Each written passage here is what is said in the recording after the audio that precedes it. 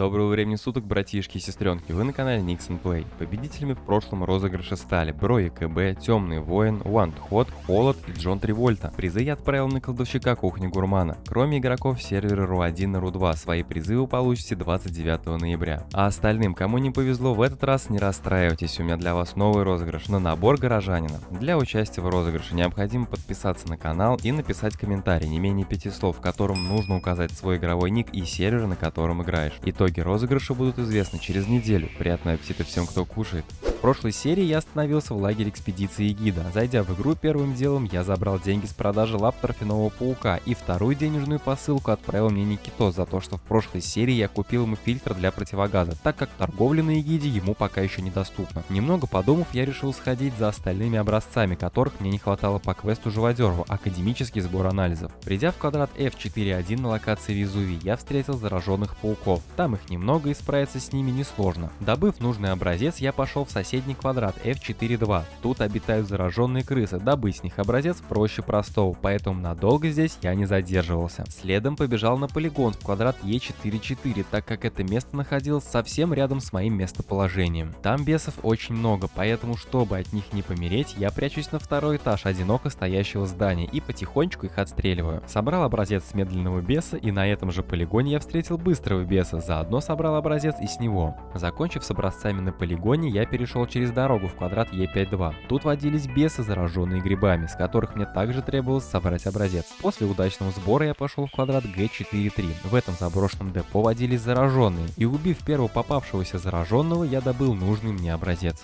После чего я был благополучно съеден и телепортирован в лагере гида огромной толпой зараженных бесов. Оправившись от такого потрясения, я отправился на поиски зараженного Брутера. Путь лежал к центру вулкана в квадрат F7.2. Если пойдешь туда, не забудь взять с собой противогаз с новым фильтром, иначе задохнешься. По пути до места назначения я весьма кстати встретил нужного мне зараженного кабана, собрал с него образец и потопал дальше. Дойдя до нужного квадрата, я сразу же увидел зараженного Брутера, который уже бежал на меня с распростертыми объятиями. Накормив питомца свинцом, я собрал с него образец, и ура, он был последним. Собрав все образцы, я отправился в лагерь гида, чтобы сдать все Живодеру. Сдав квест, я получил 700 тысяч опыта и 300 тысяч рублей. Сталкер, хочешь получать за квесты удвоенный опыт и прокачать своего персонажа быстрее? Тогда вводи промокод Nixon в меню игры. Он подарит тебе премиум абсолютно бесплатно и совсем не важно, где ты играешь. Steam, ВК или лаунчер, он работает везде. С бесплатным премиумом ты в 2 раза быстрее прокачаешь свой аккаунт, сэкономишь на переходах, быстрее подфармишь очки торговли и еще много-много других полезных плюшек для начинающего игрока. Только учти, что время ввода промокода ограничено. Советую не тянуть резину, а уже сразу начинать пользоваться подарком. Пополнил со склада провиант, патроны, выставил на доску собранные ножки и лепестки грибов, и далее я отправился на полигон. Он находится в квадрате Е4.4 локация Везувий. А отправился я сюда для того, чтобы добить оставшихся бесов по квесту «Все бесы здесь». Оставалось мне их порядка 50 штук, и на все про все у меня ушло около часа.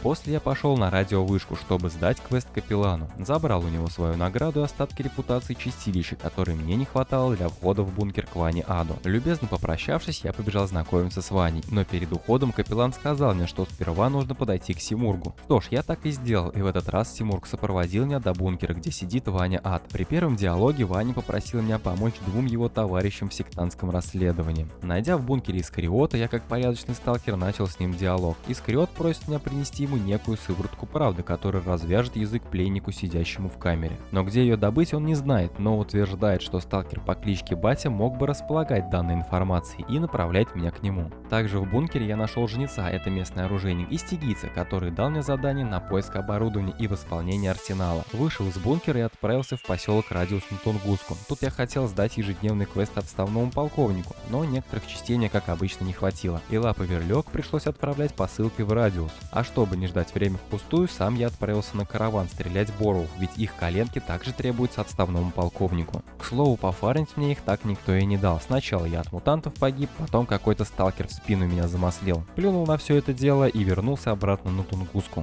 Закупив нужное количество кальян Борова, дождался посылку с лапами верлёк, забрал все со склада и сдал полковнику все ежедневные квесты. Собрав со склада все травы и другие нужные предметы, я отправился на аэропорт. На аэропорту меня интересовал Карл, а точнее его золотые руки. Рассказал Карл про просьбу стигийца и получил задание радиочип. На его крафт требуется большое количество электроники, плюс ко всему он еще и не с первой попытки из мешка выпадает. Поэтому, если ты не сильно удачлив, как я, дешевле будет просто купить готовый чип у сталкеров. Но забегу вперед и скажу, что покупать радиочип я не рекомендую, так как теперь при сдаче чипа стигийцу тебе все равно надо будет копить 7500 репутации у чистилища. Чип всего лишь ускорит процесс накопления нужного количества репутации. Я думаю, что это того не стоит. Пусть без чипа будет и дольше, но зато большое количество денег останется у тебя в кармане. Лучше купить на них оружие или же обновить часть снаряжения. После аэропорта я пошел в деревню Гурмана, где и завершил свою трансляцию. Спасибо, что досмотрел видео до конца. Обязательно подпишись на мой второй Рутуб канал, если до сих пор этого не сделал. Это лучшая благодарность за мой труд. Увидимся в зоне, брат Сталкер.